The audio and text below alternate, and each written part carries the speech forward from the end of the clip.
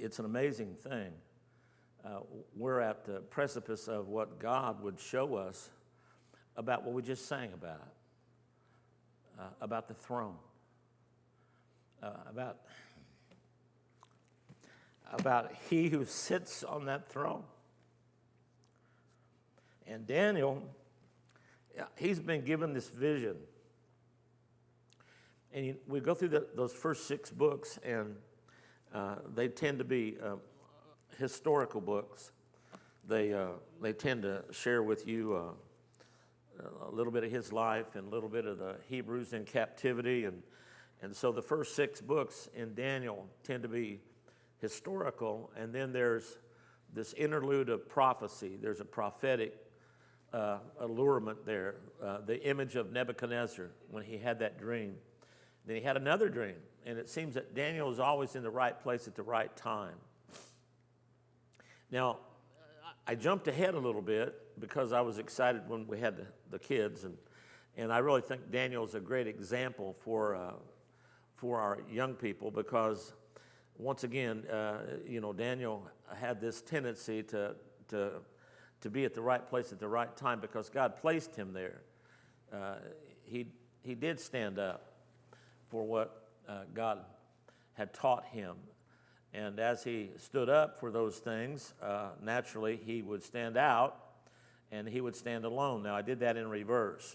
I don't know about you, but this week we've had a lot of rain, and the power has gone on and off, and I found myself doing something at the house and over at the guardhouse. I had to reset. You get to a place, I don't have the technology, I don't have the skill set to reprogram a computer, but I can push that reset button. And I don't have the tendency to be able to handle, my phone, except I can restart it. And typically when we reset something, we expect it to go back to default mode, right?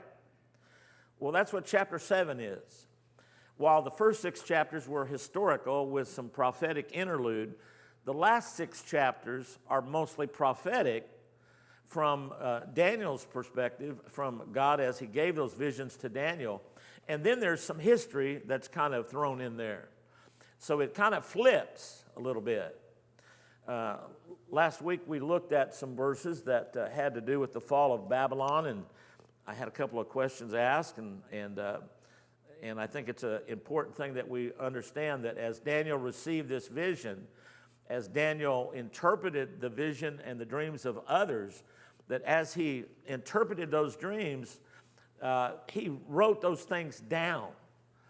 And we have a book that's called the Book of Daniel because he wrote those things down. And so he was able to, in the sense of the fall of Babylon, at that last party that Belshazzar had thrown, we found that the writing on the wall, he was interpreting what they could see, but they couldn't read it. And I don't know why they couldn't read it. Maybe it was in God's cursive writing or handwriting, and maybe you can't read God's writing. I don't know. But they couldn't read it. So he came, and he read it, and as he read it, he then interpreted that. And so as he did that, he wrote it down in Aramaic, and that's what we got. In our English Bible, we have the words in English, but the interpretation was in Aramaic. And so as he wrote those things down, it's important to remember that, once again, these words are sometimes complicated. They have more than one meaning. In our word, we can use the word love. I love pizza. I love my wife. I love my wife more than I love pizza. I love my dog, but I love my wife more than I love my dog. And in the Greek language, that word has many meanings. You have agape love, which is God's unconditional love for us. You have that phileo love, which is our love for each other, kind of a brotherly love. You have an eros type of love that translated is more of a lust than it is love. You have a romantic love.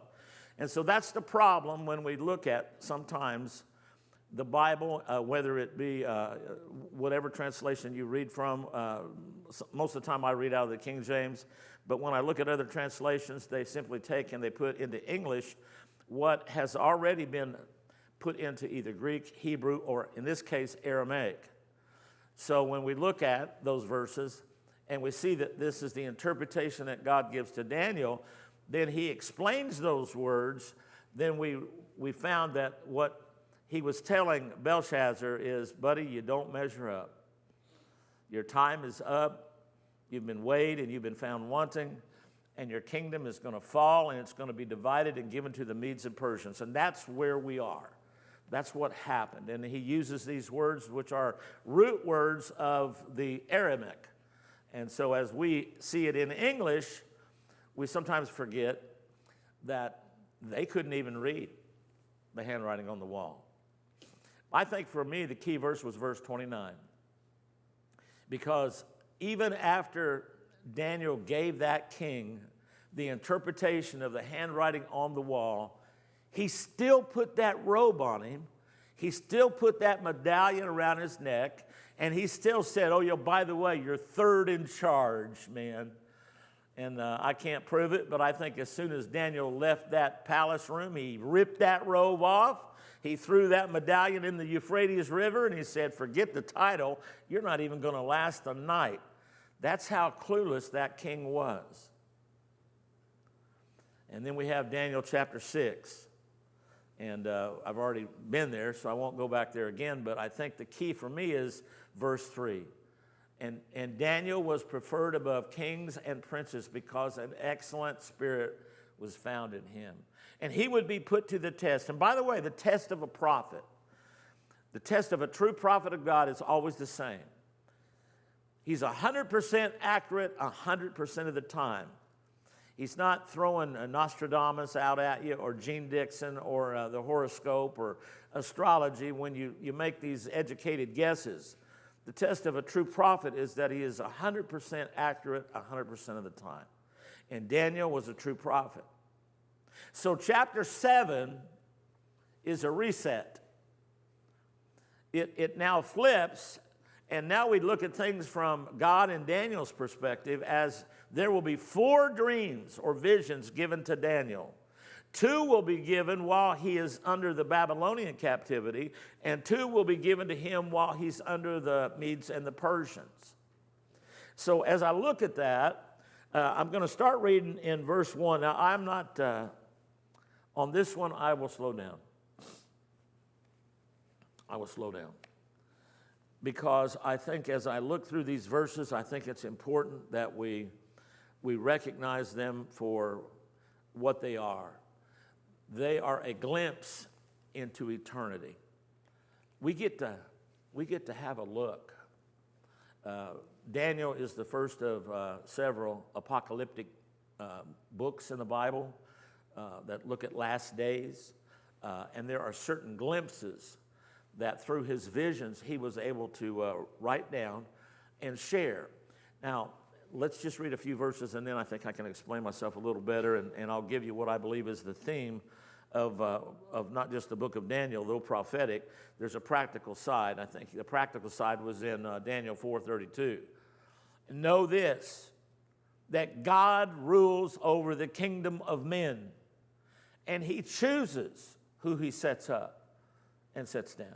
God chooses that. And you and I are thrown into this world of dictators and presidents and kings and parliament, and we're looking at all the chaos in the world, and we're supposed to somehow figure it out. Well, this is probably the first time that I'm probably ever going to say this, but judgment is not necessarily a bad thing. And we're going to recognize that the judgment that falls upon the wicked is not necessarily a bad thing. Now remember in the book of Ezekiel that God's not willing that one soul should die. God is not willing that any should perish, but that all should come to repentance. It's never God's will for somebody to die, lost. But they will. And they are in mass. And so when I start chapter 7, I need you to reset yourself. because now we're going to look at it from God's perspective. All right? Verse 1. In the first year of Belshazzar, right there, stop. You know, I asked a question kind of hypothetically. What do you suppose Daniel was doing? Since he wasn't in the king's court, and since he didn't seem to be at an elevated position under Belshazzar, he'd already seen after Nebuchadnezzar the fall of Babylon was necessary. And it just kept deteriorating, and it kept getting worse, and it kept getting worse. And the Jews that were in captive, they had held out hope against hope that they would be returned someday to their land, to their city, whose walls were torn down, whose temple was destroyed. And now you have this decline after Nebuchadnezzar, and you have those 4 intermittent rulers. 23 years passed between chapter 4 and chapter 5. Well, now you're in chapter 7, and we're doing a reset. Back to the first year of Belshazzar. You want to know what Daniel was doing? I'm going to show you. God had him busy. He had him busy writing this. He had him busy. This is what happened. All right? So Daniel, while he may not be in the prominent position that he was, he's about to be put in that position again. As we all know that when all of the king's court was executed, Daniel wasn't. And then chapter 6 happens, and he's set over kings and princes because Daniel's rep followed him. They'd heard about him in Persia. And no, I don't believe he had the purple robe on, and no, I don't believe he had the medallion on his neck, and I'm certain that he didn't flaunt the title. I think he's too smart for that. So here we find that in the first year of Belshazzar's reign, there's reset. Are you reset? Okay. Daniel had a dream.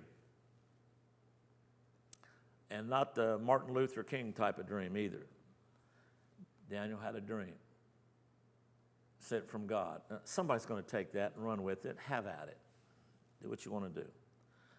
He had a dream. And he had vision.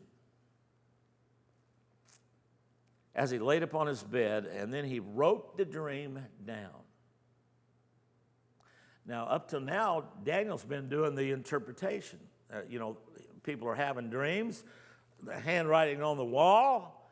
I mean, they're seeking him out. They're saying, can you read it, let alone interpret it? Well, now Daniel has the dream. So Daniel has a dream. He wrote the dream, and then he told the sum of the matters. I'll tell you what he was doing. He was going around to the Jewish people especially, and he was giving them this dream. You know why? Because of what I just said. At some point, I'm sure that they had lost some hope. They had felt, has God forgotten all about us? Does he forget his covenant? Are we going to be held captive forever? Well, the answer we know is no. 70 years, right? And we're going to look at the prayer and the vision that Daniel had, and it occurred to him one day, hey, wait a minute. I can do the math. We're at the end of that 70-year period. We're about to go home. Even though Daniel himself never went back, that we have knowledge of. So Daniel had a dream. He wrote that dream down, and then he began to share that dream with anybody that would listen. And I believe most likely it was the Hebrew people, because they needed to be encouraged, because everything around them was disintegrating. Do you not feel that way sometimes? If I see another ad, a political ad, I'm going to pull my hair out. No, I'm not. Drive you absolutely nuts. I'm not voting for either one of them. I'm not from Oklahoma. I'm glad I'm from Texas. Sorry. It's not Texas bull. Never mind. So Daniel spake and said, I saw in my vision by night, and behold, the 4 winds of heaven strove upon the great sea. There's only one person that can move the winds upon the sea. That's God.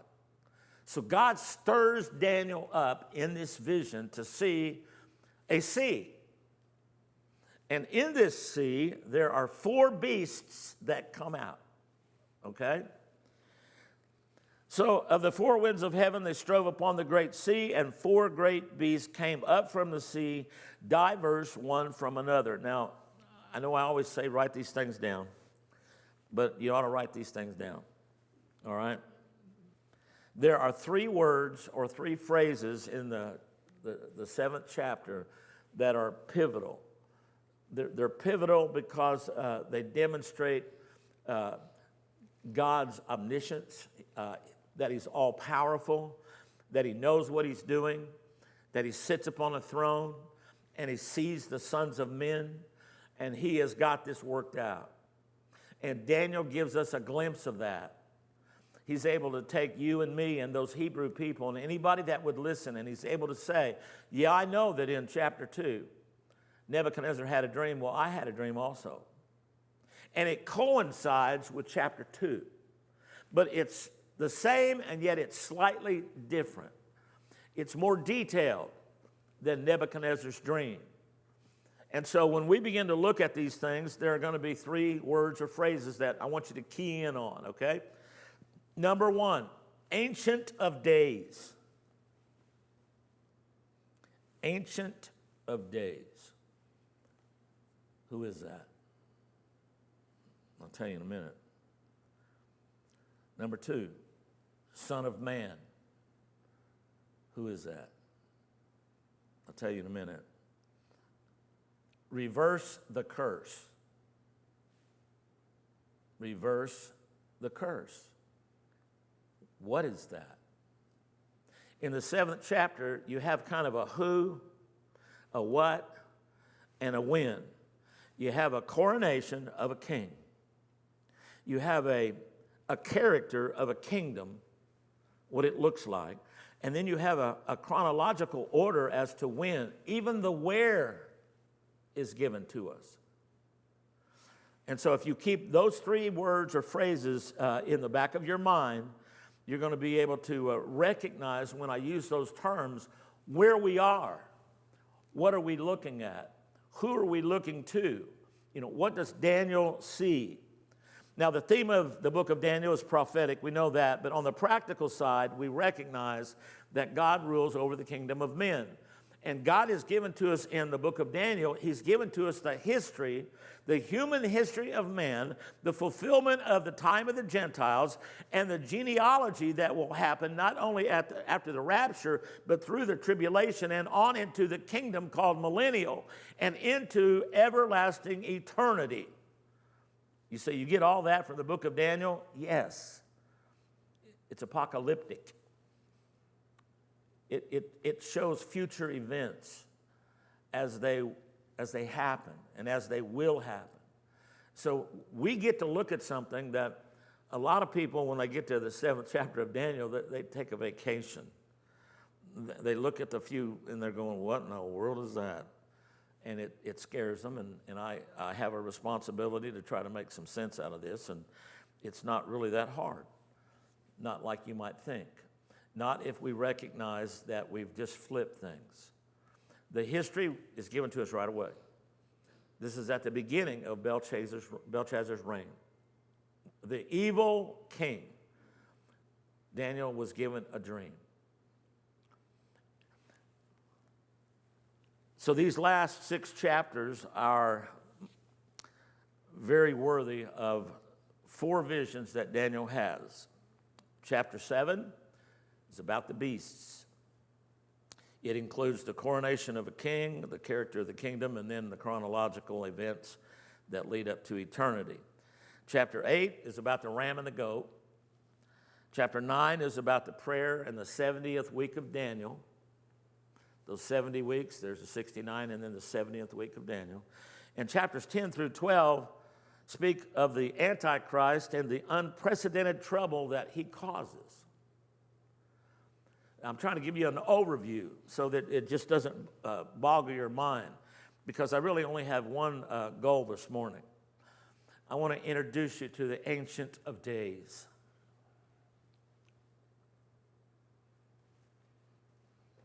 And I hope that you know him.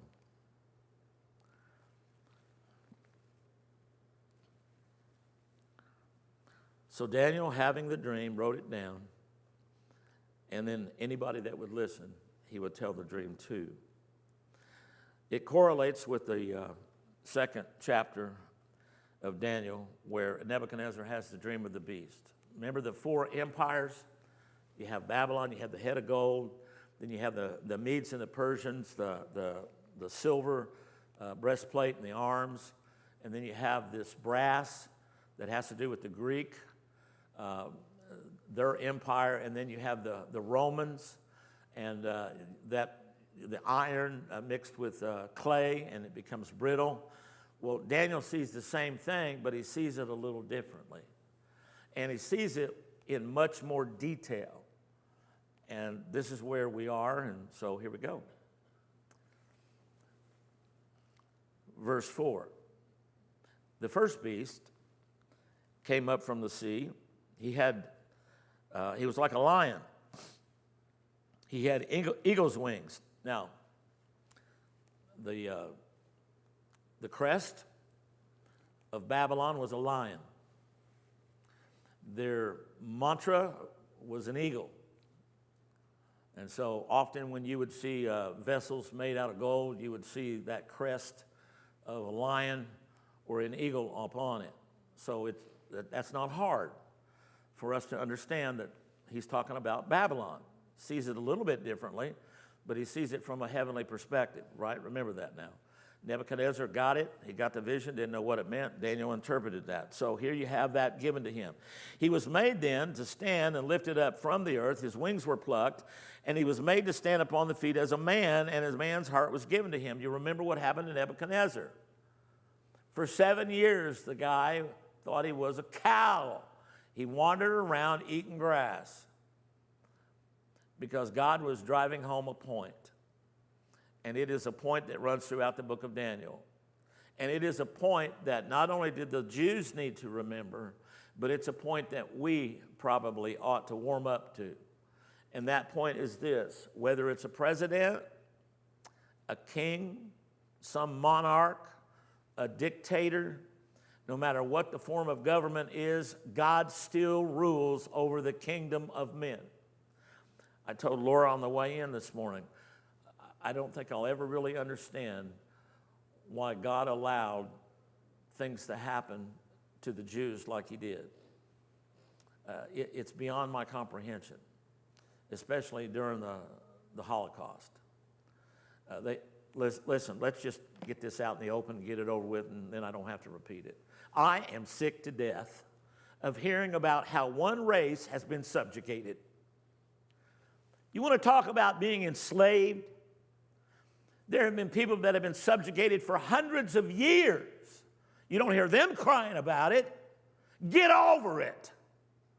Get by it.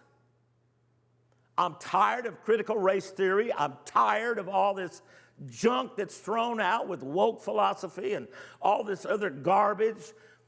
It ought to show you something that I hope this will bring out. The world's always going to be messed up, and you have to live in it. But you don't have to buy into it. And yeah, there are a few people out there that are saying enough's enough. I'm not even going to go there because they might change their mind tomorrow, and then how would I look? But I'm not changing my mind, and I know God's not changing his mind. Until the heart of man is changed, men will always subjugate others. He will always do that. If he conquers a group of people, he wants to make them his slave. I don't care who they are, what color they are. I don't care where they came from.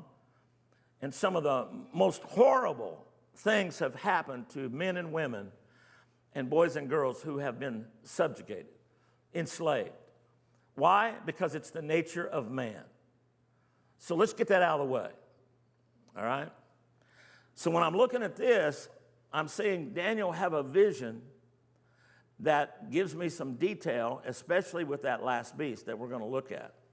And so I go to the next verse. And behold, another beast, a second, like to a bear. It raised itself up on one side and had 3 ribs in the mouth and between the teeth of it. And they said thus unto it, arise, devour much flesh. A bear.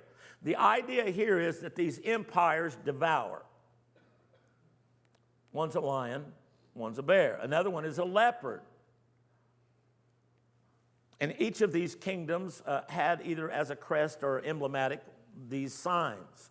And so we get these symbols, and they're a little bit different than the statue that Nebuchadnezzar dreamt, but they are similar in that they represent these empires. Verse 6, behold, then there was another, and it was like a leopard. And he had upon the back of it 4 wings of a fowl, a beast that also had 4 heads, and dominion was given to it. Authority was given to it. And then we have this last beast. Now, you remember I've already taught you that as the Antichrist prepares for the tribulation, there will be a coalition of at least 10 nations that will rise up, and they will go against Israel. They will set their face against Israel. But what Daniel sees gives us a little precursor into something that's called the little horn. And we're going to identify the little horn. Now, I'm not going to tell you who he is. I don't know who he is yet. No, he's not our president. Just get that out of the way. We're not going to take shots. I could, but we're not going to. So this leopard then was given dominion. And then in verse 7, I saw in the night visions, behold, a 4th beast, dreadful and terrible and strong exceedingly. It had great iron teeth, and it devoured and brake into pieces, and it stamped the residue with the feet of it, and it was diverse from all the beasts that were before it, and it had 10 horns, 10 kings, 10 kingdoms, 10 toes. Making sense now, sort of? And so I considered the horns, and behold, by the way, I think 6 times in chapter 7 he uses the word I beheld, I behold. He saw something.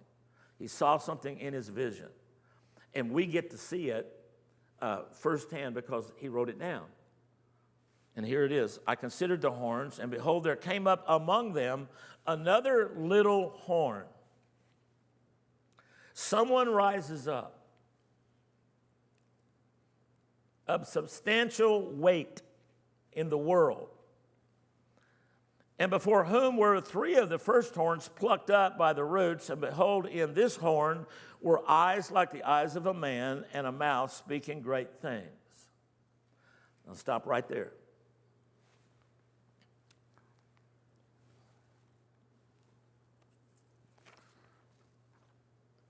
This is what I want to get to. We sang about it today. We sang about the throne. We sing about it all the time. We talk about God sitting on a throne. Well, Daniel sees it. He sees it.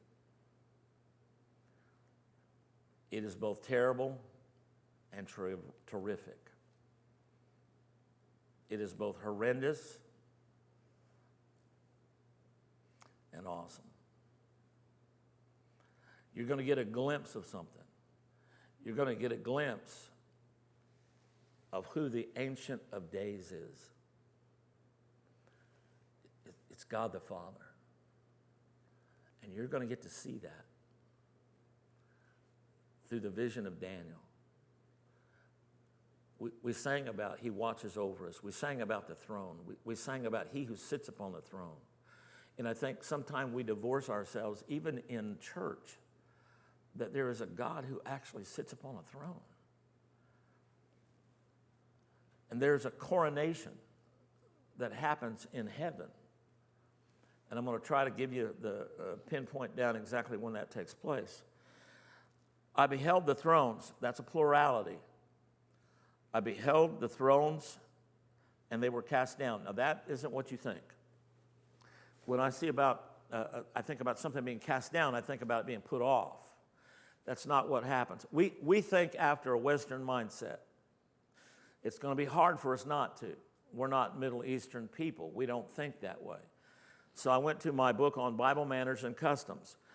In order for a king to be honored, typically they would throw pillows down or those things that best represented a king, and they would throw multiple pillows down, multiple thrones. It was just a symbol where the king would sit, and the king, where there was a shah, a sheik, or a king, he would go and sit in the throne room where this mass amount of pillows would be thrown. Now, I don't know if that's it for sure. I mean, nobody does. One guy thinks that it's the thrones of the 24 elders that sits around, and that they're there. And then there are this multitude of witnesses, angelic beings that are there. Somebody else is going to be there. And it's a look into, it's apocalyptic. It's a look into the future. And that's what he sees. So Daniel sees God. Doesn't see his face, but he sees God. Because that's who the Ancient of Days is. Do you have that song up for me? We have a song that we sing often about the Ancient of Days. We sing about him. And I wonder if we really recognize who he is. Blessing and honor, glory and power be unto the Ancient of Days. From every nation, all of creation, bow before the Ancient of Days. Every tongue in heaven and earth shall declare your glory. Every knee shall bow at your throne in worship. You will be exalted, O God, and your kingdom shall not pass away, O Ancient of Days. Make no mistake about it, that's who this is. So Daniel, he sees these thrones. I don't think they're figuratively, I think they're real thrones thrown down, whether they're, by the way, the throne moves. You've heard of Meals on Wheels? This is the throne on wheels. What I believe is that it moves wherever God goes. Wherever God decides to move to, that's where the throne rolls to. Do you catch my roll? Do you get my drift? Are you hanging with me? I'm down with that. I don't know any other thing to say. So there was the Ancient of Days, and he did sit, whose garment was white as snow, and the hair of his head like pure wool. His throne was like a fiery flame, and his wheels as burning fire. Now, I looked up what Ancient of Days means. It means old man. It's a derivative of an English word that we would say old man. Now, I don't know how to say this without not just saying it, but I'm not so certain that we look at old people like we ought to in America. Oh, I got to be careful here. I can see that I'm on a limb. Somebody might cut it off. We need to respect old people. The white hair is there for a reason. Not every old person is wise. I get that. But the word not just means older or oldest, it means timeless. So here's what I think and I say about that. The Ancient of Days is the timeless one. He's eternity past. He's eternity present. He's eternity in the future. That's what Daniel sees him as, timeless. The Ancient of Days, the timeless one, the sovereign one, the all-knowing one. Isaiah 46:9. I don't believe I gave it to you, brother, but I'm going to read it because it's worth reading. Isaiah 46:9. Remember the former things of old, for I am God. There is none else. I am God, and there's none like me. Declaring the end from the beginning. Only God can do that. I can't do that outside of the Word. Gene Dixon could never do it. Geraldo can't do it. I'm really dating myself now, aren't I? Judge Judy can't do it. I don't even watch Judge Judy. Me and that woman would not get along. I'm just telling you. Make no mistake. He says, there's none like me. I can predict the end of a matter at the beginning. Who else can do that you know? I don't know anybody else like that. I am God, there's none like me. I declare the end from the beginning, from ancient times, the things that are not yet done. Only God can do that, or one of his prophets. My counsel shall stand, and I will do all my pleasure. Numbers 23, verse 19 says the same thing. That I'm God, and there's none like me. And you get to look at that throne room. And that throne, it's a combination of a fiery flame and wheels as burning fire. That's where I said the throne might very well be on wheels. It moves. And before it, there are other thrones. The 24 elders, no doubt. You go, where are you getting that? Revelation chapter 4. I got to go there. I mean, this is where we're gonna kind of cut it off, but I got to go there. You need to see this.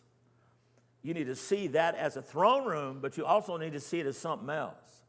I'll get to that in a second. John had a glimpse of it. He saw it in Revelation chapter 4. Immediately I was in the Spirit, and behold, he beheld a throne. It was set in heaven, and one sat on that throne. And he who sat was to look upon like jasper and sardine stone. And there was a rainbow around, not the pride rainbow either. There was a rainbow around about the throne. I wonder why. Because it represents a covenant. And there's a rainbow around God. In sight like an emerald, and round about the throne were 24 seats. And upon the seats I saw 24 elders sitting, clothed in white raiment, and they had on their head crowns of gold. And out of the throne proceed lightnings and thunderings and voices, and there were 7 lamps of fire burning before the throne, which are the 7 spirits of God. And before the throne there was a sea of glass like unto crystal. In the midst of the throne and round about the throne were 4 beasts full of eyes before and behind, the cherubims. The first beast was like a lion, the second beast like a calf, the third beast like the face of a man, and the fourth beast was like a flying eagle. And the 4 beasts, each of them had 6 wings about them, and they were full of eyes, and in the rest they did not rest night or day. And they said, Holy, holy, holy, Lord God Almighty, which was, is, and is to come. And when those beasts give glory and honor and thanks to him that sat upon the throne, who liveth forever and ever, the 24 elders fall down before him who sat upon the throne, and they worship him and that liveth forever and ever, and cast their crowns before the throne, saying, Thou art worthy, O Lord, to receive glory and honor and power, for thou hast created all things, for thy pleasure are they and were created. You don't get to choose what you do. God said, this is a family. Humanity says, no, I'll tell you what a family is. God says, this is new life and birth. Humanity says, no, we'll give and take like we want. God says, this is what a man is. This is what a woman is. Humanity says, we'll make ourselves like we want to be made. And there's a judgment, and it's about to be handed down.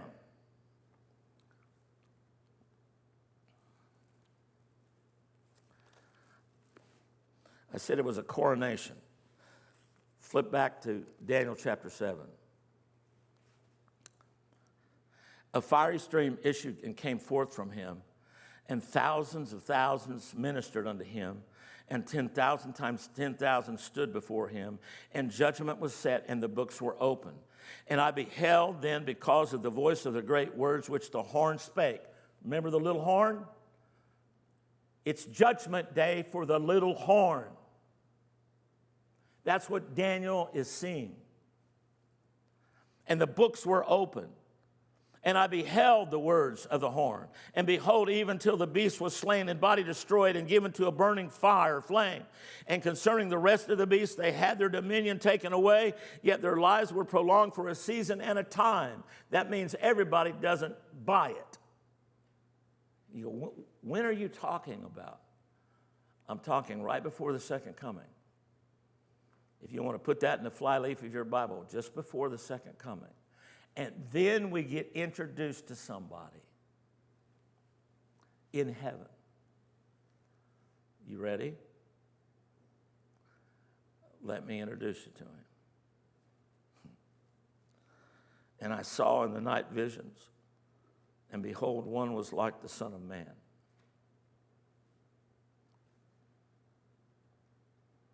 Who came with clouds of heaven, and came to the Ancient of Days, and they brought him near before him. Now here's the character of the kingdom in verse 14. I could spend the rest of the time there. I'll probably go back there next week. There was given to him dominion. That's authority. I'm going to tell you right now what the millennial kingdom is going to be. It's going to be a monarchy. It's going to be a dictatorship. We're not going to have democracy in heaven. Sorry. Not going to happen. Well, I don't know if I like that. Too bad. Well, I think we need to vote on that. No, we don't. You don't get to vote on this. He'll rule with an iron hand. And what I think is important for us to understand, there will be some people that don't buy into that. And he will put that rebellion down with an iron fist. How? I'm not exactly sure. Maybe they get a little coup started and they think, we can go up against this guy. You think? I don't think so. I kind of give you a look at that when I was looking in Ezekiel about the millennial and what that looks like. I don't want to go there now. But he was given dominion and glory and the kingdom, and all the people of the nations and languages should serve him. And his dominion is an everlasting dominion which shall not pass away, and his kingdom that shall not be destroyed. When Daniel saw this, he was grieved in his spirit. What did he see? I'm going to show you. This is what he saw. Back in Revelation, thou art worthy, O Lord, to receive glory and honor and all things, for thy pleasure they are and were created. And I saw in the right hand of him that sat on the throne a book written within and on the backside, sealed with 7 seals. And I saw a strong angel proclaiming with a loud voice, who's worthy to open the book and loose the seals? And no man in heaven, nor in earth, neither under earth, were able to open the book, neither to look therein. And I wept much because no man was found worthy to open and read the book, neither to even look at the book. And one of the elders saith unto me, weep not, behold, you ready? Weep not, and behold, for the Lion of the tribe of Judah, that Lion, that same Jesus that left heaven's glory, that came to this earth and was put on a cross, he's a Lion of the tribe of Judah. The root of David hath prevailed to open the book and loose the 7 seals. And I beheld, and lo, in the midst of the throne and the 4 beasts, in the midst of the elders, stood a lamb as if it had been slain, having 7 horns and 7 eyes, which are the 7 spirits of God. I'll explain that sometime. Sent forth into all the earth. And he came and he took out of the right hand of him that sat on the throne. He takes the scroll. Daniel chapter 7. That's what you're seeing. That's what Daniel saw. It's a coronation of a king. There are many verses that point to that. There's Psalm chapter 2. I just wrote these down. Psalm 45, Psalm 72, Psalm 110, they all have to do with the coronation of the king. What I see here is that just before the second coming, there's an event in heaven that transpires where all of these witnesses are paying attention to what happens on earth. And there's only one person that's worthy to take that out of God's hand, and it's the Son of Man. Now, when I finish this up, I'm going to fill in the blanks because I left a lot of holes. Certain things I don't know. No one knows who the little horn is. No one knows. But I know that throne room that we see in Daniel 7 is also a courtroom. Okay? You don't have to take the fifth, but have any of you ever stood in a courtroom before a judge?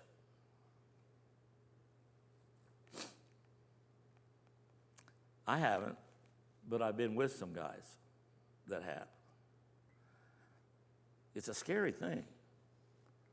And I don't care how cocky you are or how big you think you are, when you walk before any judge, there's something about that setting. Well, take an earthly setting and put it in that perspective. You want to talk about intimidating, and you want to talk about God in His glory. That's what Daniel sees. So, I'm going to close with this thought. It pays to be on the right side of that. And the right side of that is to know the Son of Man who died for you. Is it possible that the God who sits and resides in heaven looks upon the affairs of men when you think that He doesn't have a clue? Has it ever occurred to you that nothing has ever occurred to God? That's who Daniel sees. And what he sets up for us in these next few chapters is he gives us an in-depth look at both the tribulation, the second coming, and the millennial. And in the millennial, and that's the character of this kingdom, that it's from everlasting to ever, it's eternal. And we're able to see things. And we were talking about this week. I have this total disdain for snakes. I don't like them.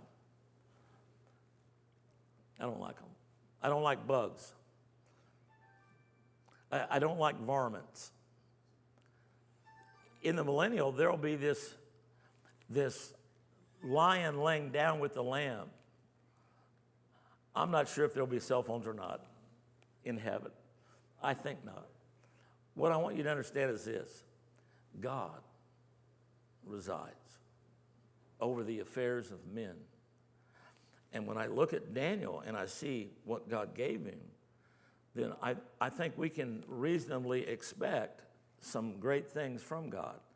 So I'm going to read 2 verses and we're done. Psalm 94. Once again, we're talking about some judgment. And I don't know if I read one guy this week, he said that judgment can be comforting. Yeah, if it's on somebody else. It doesn't do me bring a whole lot of comfort to me. But judgment shall return unto righteousness, verse 15, and to all upright in heart shall follow it. Well, what's that talking about? It's talking about the judgment that God brings at that throne. And these are the 2 verses that I wanted to read for you today. Verse 17, unless the Lord had been my help, my soul had almost dwelt in silence. When I said my foot slipped, thy mercy, O Lord, held me up. Mercy came a-running. God's mercy came running. And it came running to me when I asked for him to save me. And I don't know if you see God in the presence of that throne room, you can't help but take comfort in the fact that there's a day coming, and we might be living right at the beginning of that day. And by the way, I'm going to get you all charts so you can have them for yourself. You can write on them. They didn't originate with me. They came from Dr. David Jeremiah, and I pretty much follow everything on that chart. But you can write and fill in the blanks of things that we're talking about in Daniel and Zephaniah and Zechariah. You can look at those things and you can make marks on that chart. And it'll help give you insight whenever you're trying to tell somebody about the tribulation and about the last days. And you can, with assurance, say, there is a payday someday. There's a judgment someday. And all the wicked shall be turned into hell. And yet, God's not willing that any of them should be. And so, with our heads bowed and eyes closed, is He your help and very present help in time of trouble? And that's my question for us this morning, and I hope that you see with evidence of Scripture that we're able to look to someone who sits on a throne who never sleeps nor slumbers. And if you've never given your life to Jesus Christ, I trust that this is the day that you might do that you call out in faith to God who loves you, who sent the Son of Man to die for you, that you could be made the righteousness of God in Him. Lord, I pray that this morning your word takes root, it takes residence in our heart, and we thank you for the glimpse into the throne room.